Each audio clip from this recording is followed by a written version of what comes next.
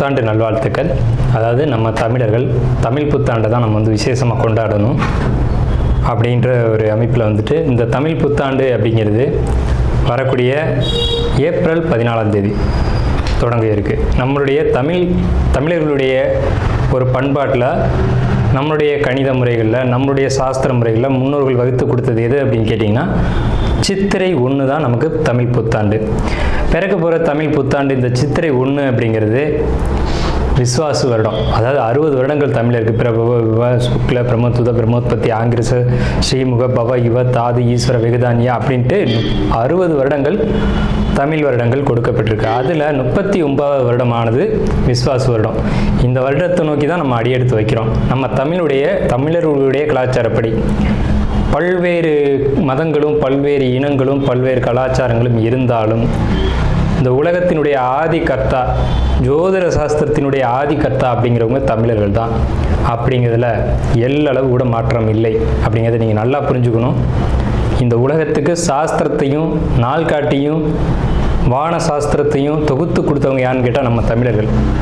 நம்ம தமிழ் புத்தாண்டை நம்ம மற்றவங்களுக்கு கொடுத்துட்டு மற்றவங்களுடைய கேலண்டர் எடுத்து நம்ம பயன்படுத்திட்டு இருக்கோம். இது மிகப்பெரிய ஒரு தவறு. இந்த இடத்துல நம்மளுடைய தமிழ் புத்தாண்டை நம்ம பின்பற்றணும்னு சொல்லி ஒரு வேண்டுகோளை நம்ம வச்சுட்டு இந்த தமிழ் புத்தாண்டு எப்படி இருக்குது அப்படிங்கிற அமைப்பையும், தமிழ் புத்தாண்டு என்ன, தமிழ் புத்தாண்டுடைய சிறப்புகளையும் நம்ம வந்து பேசுவோம். நாள் என் செய்யும் வினைதான் என் செய்யும் என்னை நாடி வந்த கோல் என் செய்யும் கொடுங்கூற்று என் செய்யும் கூரேசர் இருதாலும் சிலம்பும் சதங்கையும் தண்டையும் சண்முகன் தோளும் கடம்பும் என் கண்முன் வந்து தோன்றினேன். அதாவது நம்மளுடைய தமிழ் கடவுள் அப்படிங்கிறவர் முருகன் தாங்க.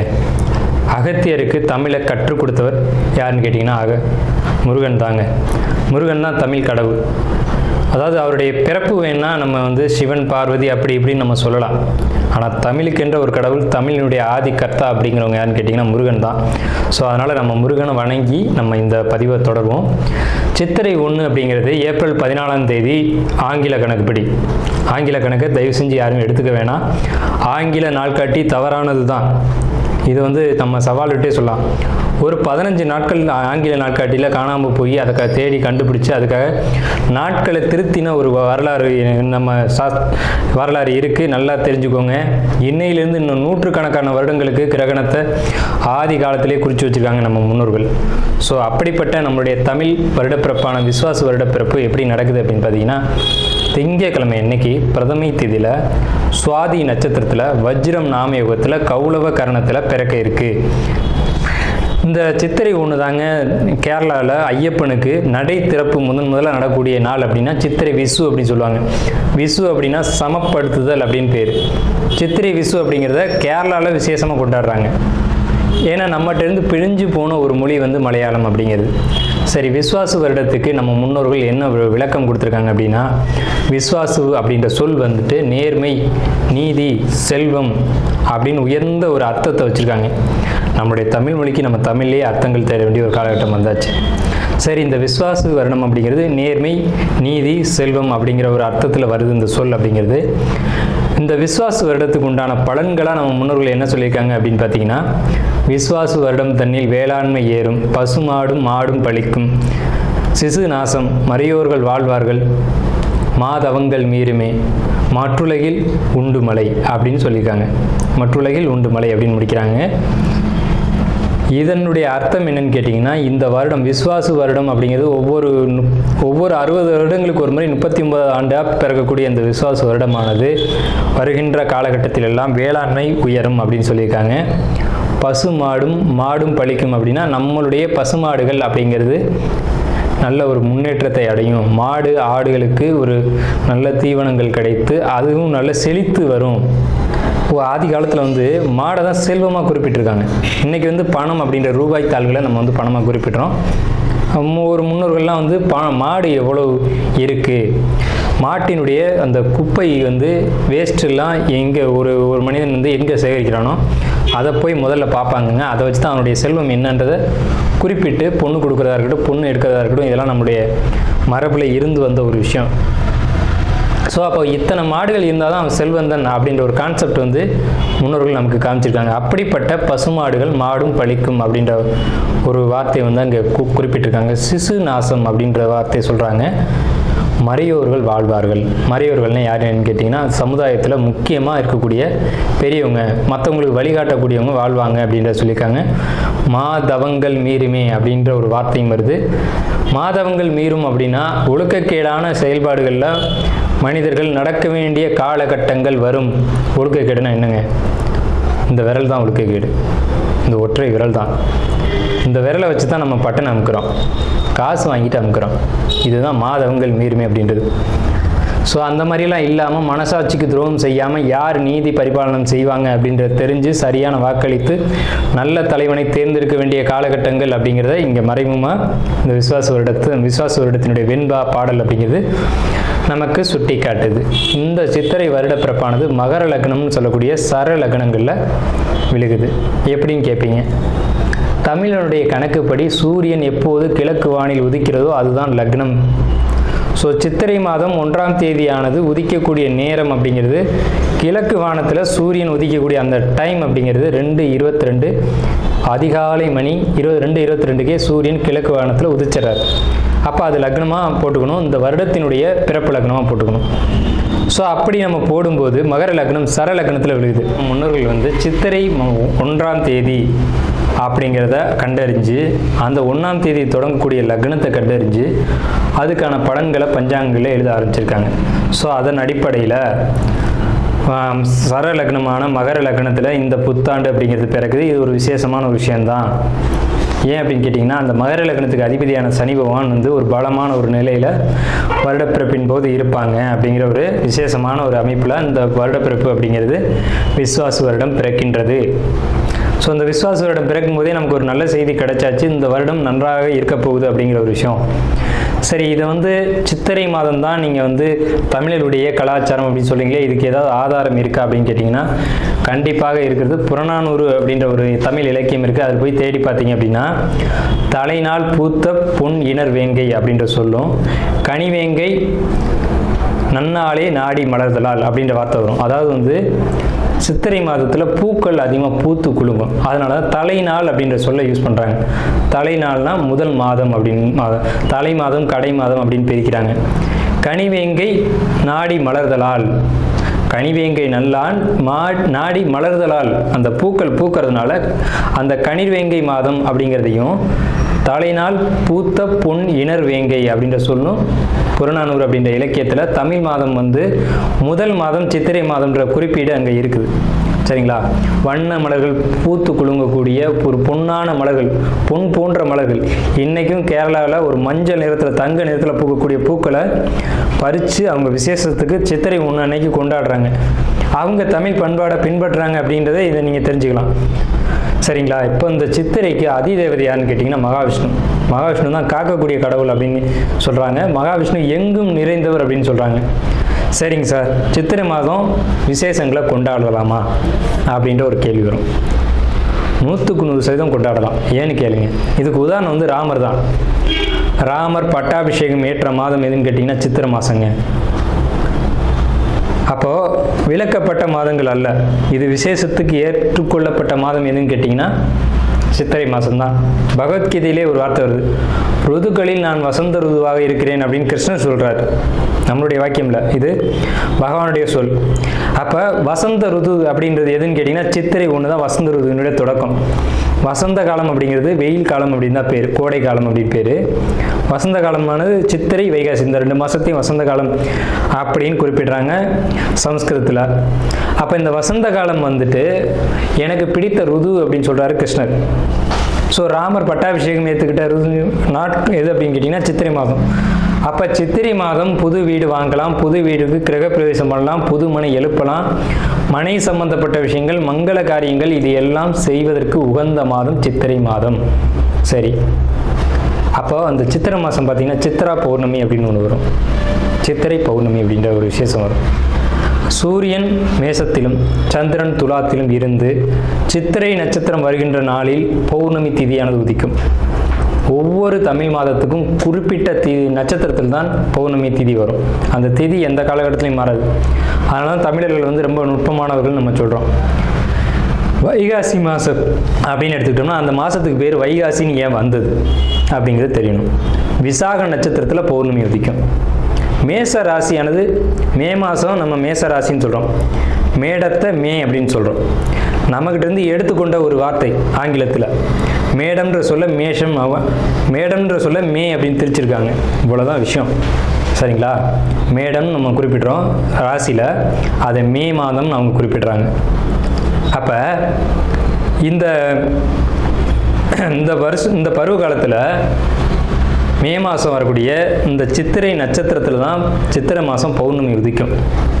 முழு நிலா, பெரிய நிலா உதிக்கும். சந்திரன் வந்து ரொம்ப பிரகாசமாக இருக்கக்கூடிய பௌர்ணமி திதியானது முதல்ல உதிக்கிற மாதம் சித்திரை மாதத்தில் தான் அவ்வளோ முழு நிலாவாக ஒலிக்கும். இந்த சித்ரா பௌர்ணமி அப்படிங்கிறது சித்திரகுப்தனுக்கான விசேஷ நாள். சித்திரகுப்தன் யாருங்க? யமனுடைய பிஏ, யமனுடைய கணக்காளி, யமனுடைய பணியாளர். இவரை வந்து இந்த மாதத்தில் விசேஷமாக கொண்டாடுறாங்க. நம்மளுடைய முன்னோர்கள் இறந்தவங்க இருக்காங்க அப்படின்னா அவங்க நல்ல ஆத்மாவா கெட்ட ஆத்மாவான்னு கணக்கு எழுதக்கூடியவர் சித்திரகுப்தன் தான். அந்த கணக்கு அவர் எழுதுறதுனால தான் சித்ரா பௌர்ணமி அன்னைக்கு நம்ம முன்னோர்களை கொண்டாடி விசேஷமாக வழிபாடு செய்கிறோம். தை 1 தமிழ் புத்தாண்டுன்னு கொண்டு வந்தாங்க. அதை முழுமையாக ஒரு வருடம் கூட அவங்களால கடைபிடிக்க முடியல. இன்னொரு வரைக்கும் அதுக்கான சரியான கணக்கீடுகளை அவங்களால கொடுக்க முடியலை. வார்த்தைக்கு தை 1 தான், இது வந்து நாங்கள் ஆதாரத்தை கண்டுபிடிச்சிட்டோம், எங்கள்கிட்ட இது இருக்குது அது இருக்குது அப்படின்லாம் சொன்னாங்க. ஆனால் ஒரு தெளிவான ஒரு விஷயத்தை அவங்களால கொடுக்க முடியல. அதுக்கான ஒரு காலண்டரையோ நாட்காட்டியோ அவங்களால கொடுக்க முடியல. சித்திரை 1 தான் தமிழர்களுக்கான புத்தாண்டு. அந்த புத்தாண்டை விசேஷமாக கொண்டாடணும்.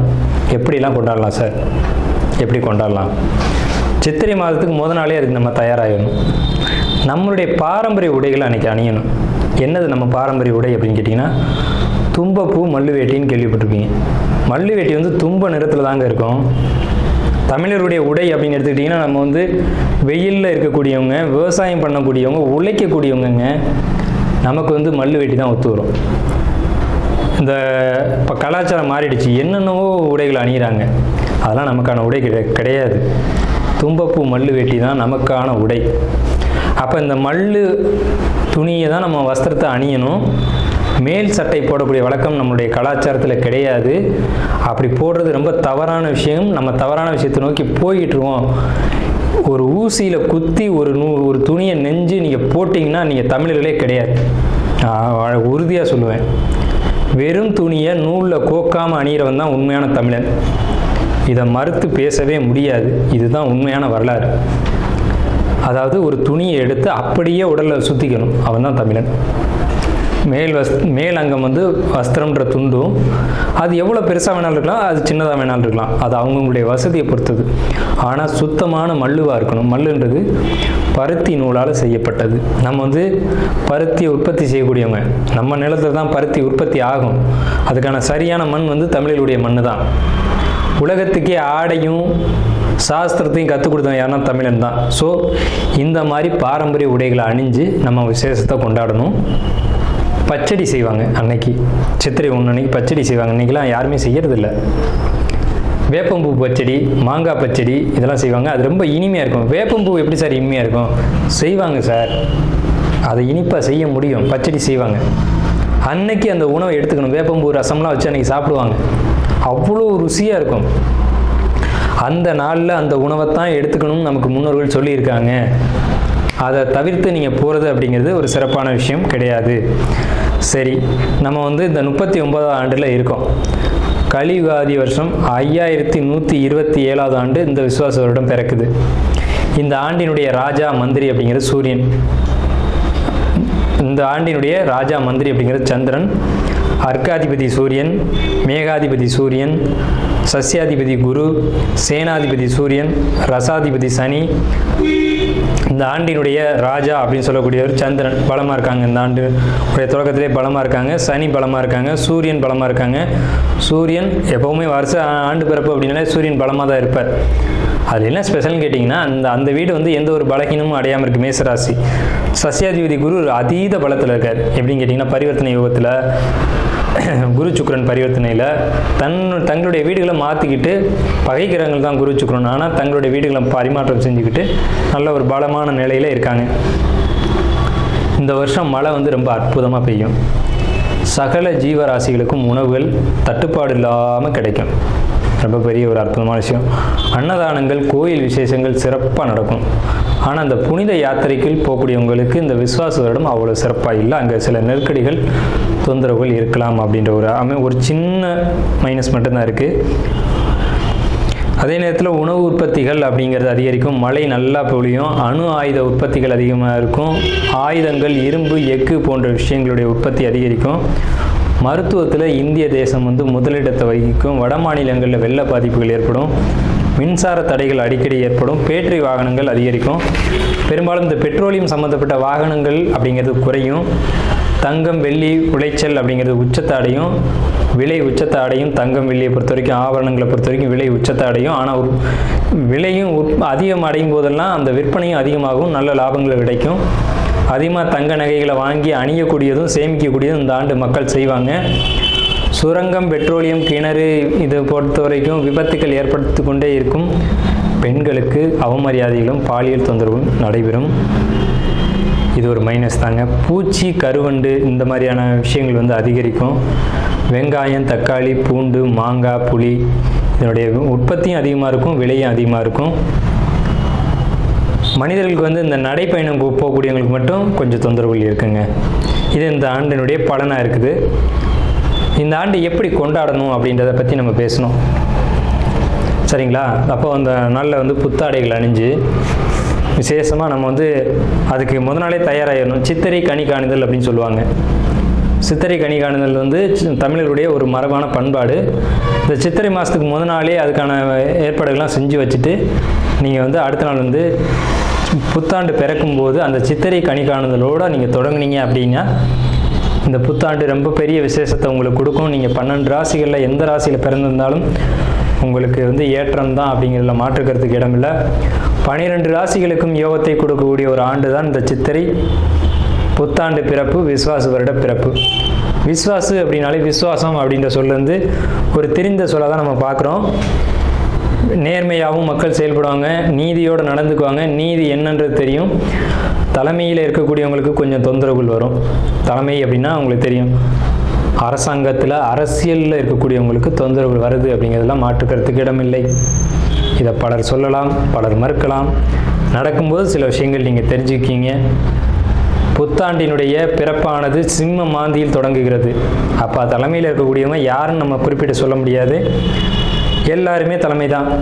அந்த பார்லிமெண்ட்டு, அதே மாதிரி நாடாளுமன்றம், இந்த மாதிரி இடங்களுக்கு போகக்கூடியவங்க எல்லாருமே தலைமை தான். இவங்களுக்கு மட்டும் கொஞ்சம் எச்சரிக்கையாக இருக்கணும் அப்படின்ற காலகட்டம். உடலையும் மனதையும் தைரியமாக பார்த்து கொள்ள வேண்டும் அப்படின்ற காலகட்டம் இந்த விஸ்வாச வருடம். அதே சமயத்தில் நீதி, நேர்மை யாரெல்லாம் கடைபிடிக்கிறீங்களோ உங்களுக்கு இந்த விஸ்வாச வருடம் உங்களை விசுவாசமாக காப்பாற்றும் அப்படிங்கிறதுலேயும் மாற்றுக்கிறதுக்கு இடம் இல்லைங்க. ஸோ நம்மளுடைய இந்த வீடியோ பார்த்த அனைவருக்கும் நன்றிகள். நாம் இப்போ சொல்ல இருக்கோம், நாள் என் செய்யும், வினைதான் என் செய்யும், என்னை நாடி வந்த கோள் என் செய்யும், கொடுங்கூற்று என் செய்யும், கூறிய சரி இருந்தாலும் சிலம்பும் சதங்கையும் தண்டையும் சண்முன் தோளும் கடம்பும் என் கண் முன் தோன்றினேன். துளாராசி அப்படிங்கிறது தராசு தட்டு. 2 பக்கம் தராசு தட்டு இருக்கும். அந்த தராசு தட்டுடைய நேர் எதிர்த்தன்மைகளை சுட்டி காட்ட முடியாது, அது முள் சுட்டி காட்டும். ஸோ அப்படிப்பட்ட நடுநிலைமை தவறாத துளாராசிக்காரங்க அப்படின்னு பேர். உண்மையிலே துளாராசியில் தான் மிகப்பெரிய நாத்திகவாதிகளும், அதே துளாராசியில் தான் மிகப்பெரிய ஆன்மீகவாதிகளும் அவதரிச்சிருக்காங்க. ஸோ எதிரும் புதிருமான ராசி தான் அந்த துளாராசி. ஒன்று தெய்வ நம்பிக்கை சுத்தமாக இருக்காது, இல்லைன்னா தெய்வ நம்பிக்கை ரொம்ப அதிகமாக இருக்கும். ஸோ இப்படிப்பட்ட ஒரு கான்செப்டில் இருக்கக்கூடிய உங்களுடைய குணம் அப்படிங்கிறது இப்படி தான் எதிரும் புதிருமாக இருக்கும். மிகப்பெரிய பெரிய இறைவனை கண்டறிஞ்சவங்க, இறைவனே கதி அப்படின்னு போனவங்க எல்லாம் பார்த்தீங்கன்னா துளாராசி தான். கடவுளே இல்லைன்னு சொன்னவங்களும் துளாராசி தான். ஏன் இப்படி நடக்குது அப்படின்னு பார்த்தீங்கன்னா, இந்த ராசி தான் ராசி மண்டலத்தையே 2ஆக பிரிக்கக்கூடிய ராசி. ஸோ அதனால் நீதி, நேர்மை அப்படிங்கிறதுக்கு இந்த ராசிக்கு பஞ்சம் இருக்காது. கரெக்டாக நூல் பிடிச்ச மாதிரி இருக்கணும். இவங்களுக்கு எப்போவுமே கோபம் அதிகம் வரும். ஏன்னு கேட்டிங்கன்னா, இவங்க அந்த நீதி தவறும்போது அதை பொறுமையாக பார்த்து இருக்க மாட்டாங்க. சனி உச்சம் அப்படிங்கிறதுனால பொறுமை அப்படிங்கிறது உங்களுக்கு கொஞ்சம் பற்றாக்குறையாக தான் இருக்கும். ஆனால் பொறுமையாக இருந்தாங்கன்னா ரொம்ப லைஃப் சூப்பராக இருக்கும் அப்படின்னு கூட சொல்லலாம். இந்த ராசியினுடைய தனித்தன்மை அப்படிங்கிறது எப்போவுமே யாராக இருந்தாலும் பாரபட்சம் இல்லாமல் எல்லாரையும் ஒரே கண்ணோட பார்க்குறது தான் இந்த ராசியினுடைய தனித்துவம் அப்படிங்கிறது. எல்லாரையும் ஒரு கண் கொண்டு பார்க்குறது. இவர் வேண்டியவர், இவர் வேண்டாதவர், இவர் அப்பா, இவர் வேற ஒருவர் அப்படிங்கிறதெல்லாம் இல்லாமல் யார் தப்பு பண்ணாலும் தப்பு, யார் சரி செஞ்சாலும் சரி அப்படின்னு உறக்க சொல்லக்கூடிய எந்த ராசின்னா துலா ராசி தான். சரிங்களா? இப்போ சார் எங்களுக்கு இந்த விசுவாச வருஷம் எப்படி இருக்குது அப்படின்னு நீங்கள் கேட்டிங்க அப்படின்னா சூப்பராக இருக்குது. ஏன் சார் அப்படி சொல்கிறீங்க? உங்கள் ராசிக்கு ஆகாத கிரகம் 3 ஆகக்கூடிய குரு, ஆனால் 9ஆம் இடத்துல உட்காந்துருக்கார். ஓடி போனவனுக்கு 9ல் குரு, அகப்பட்டவனுக்கு அட்டமத்தில் ராகு அப்படின்னு சொல்லுவாங்க.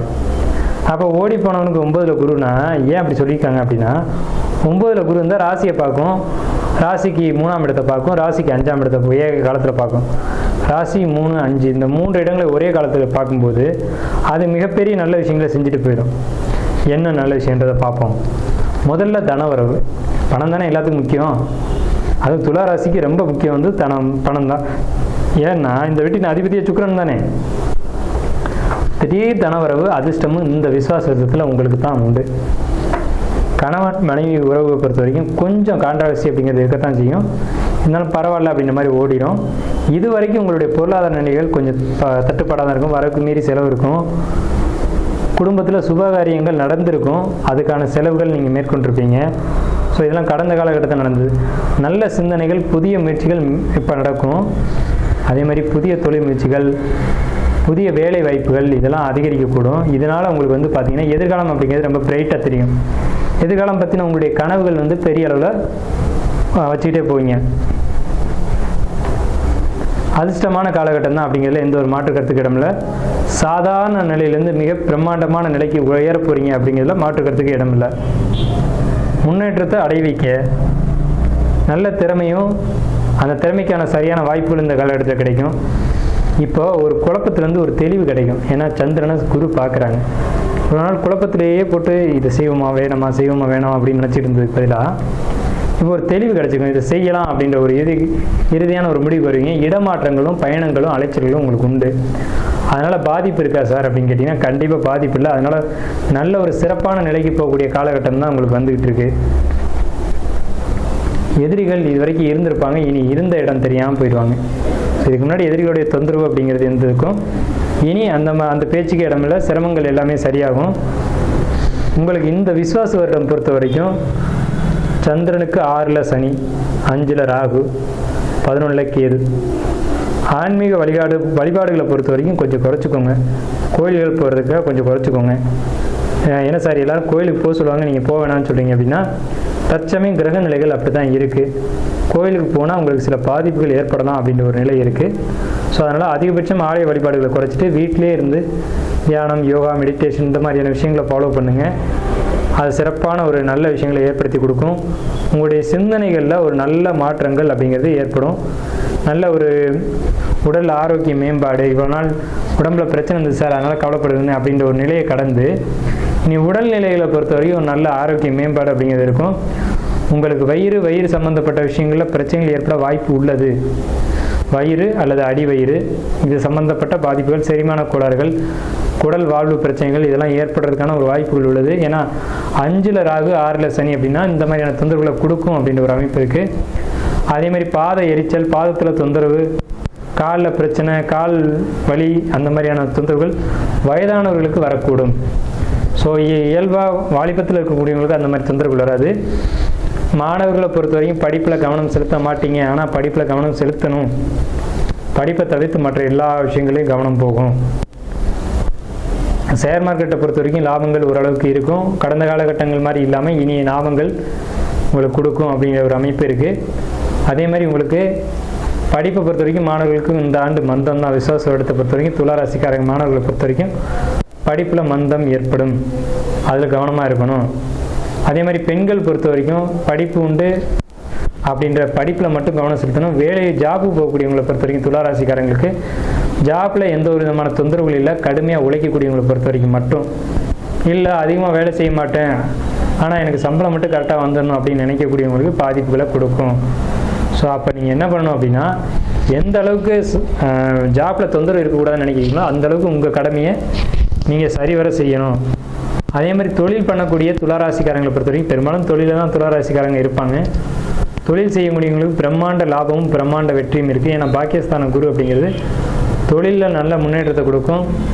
அதுவும் குறிப்பாக வியாபாரம் பண்ணக்கூடியவங்க, டைப்பு, எழுத்து, பத்திரம் இந்த துறைகளில் இருக்கக்கூடியவங்களுக்கு ரொம்ப பெரிய ஒரு வளர்ச்சிக்கான காலகட்டம் தான். ஆனால் அதுலேயும் தொழிலையும் உழைப்பு அதிகமாக செலுத்தணும் அப்படிங்கிற காலகட்டம். ஸோ துளாராசி ஓவராலாக பார்க்கும்போது ஒரு 55% மேலே நல்ல பலன்கள் இருக்குது. ஸோ நம்ம மேலே சொன்ன மாதிரியான நல்ல பலன்கள் அப்படிங்கிறது துளாராசிக்கு இருக்குது. எச்சரிக்கையான விஷயங்கள் அப்படிங்கிறது தேவையற்ற பயணங்களை குறைச்சிக்கணும். ரொம்ப லாங் ட்ராவல் அப்படிங்கிறத நிச்சயமாக குறைச்சிக்கணும். வெளிநாட்டு பயணங்கள் அப்படிங்கிறது இருக்கக்கூடாது. அதே மாதிரி தேவையில்லாதவங்கள்ட்ட பேசக்கூடாது.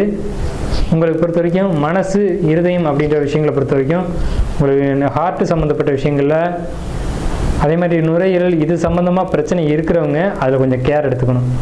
ஏன்னா இங்கே பாதிப்புகள் வர்றதுக்கான வாய்ப்புகள் உள்ளது. உணவு பொறுத்த வரைக்கும் வெளியிட உணவுகள் எடுத்துக்க வேண்டாம். அலைச்சல்களை பெரும்பாலும் குறைச்சிங்க. வெளியூர் வெளிநாடு பயணங்கள் வேண்டாம். கணவன் மனைவி உறவை பொறுத்த வரைக்கும் கருத்து வேறுபாடுகள் ஏற்படும். அதை விட்டு கொடுத்து போய் தான் சரி பண்ணணும். கண்டிப்பாக விட்டு கொடுத்து போகல அப்படின்னா இந்த டைமில் உங்களுக்குள்ள சில தொந்தரவுகள் ஏற்படுறதுக்கான வாய்ப்புகள் உள்ளது. ஸோ இது எல்லாத்துக்கும் தீர்வு துளாராசிக்காரங்களாக இருக்கும் பட்சத்தில் அங்கே சுவாதி நட்சத்திரம் இருக்குது. துளாராசிக்காரங்களுக்கு இந்த நெகட்டிவான பலன்கள் சொல்லியிருக்கீங்களே, இதுக்கு பரிகாரம் வேணும் அப்படின்னு கேட்டிங்க அப்படின்னா, ஒன்று லக்ஷ்மி நரசிம்மர் வழிபாடு பண்ணுங்கள். இந்த லக்ஷ்மி நரசிம்மர் தலையில் 5 நாகங்கள் இருக்க மாதிரி ஒரு அமைப்பு இருக்கும். அதனால் லக்ஷ்மி நரசிம்மர் வழிபாடு பண்ணலாம். இல்லை அப்படின்னு சொல்லக்கூடியவங்க தொட்டியமில் திருநாராயணபுரம்னு ஒரு கோயில் இருக்குது. வேதநாராயண பெருமாள் அப்படின்னு அந்த பெருமாளுடைய பேர். அந்த கோயிலை போய் வழிபாடு பண்ணிங்கனாலும் துளாராசிக்கு நெகட்டிவான பலன்கள், துலா லக்னத்துக்கு நடக்க வேண்டிய நெகட்டிவான பலன்கள் அப்படிங்கிறது அந்த ஒரு 40% சொல்லியிருக்கோம் இல்லையா, அது தவிர்க்கப்படும். ஸோ துளாராசிக்கு என்னுடைய வாழ்த்துக்களும் வணக்கங்களும்.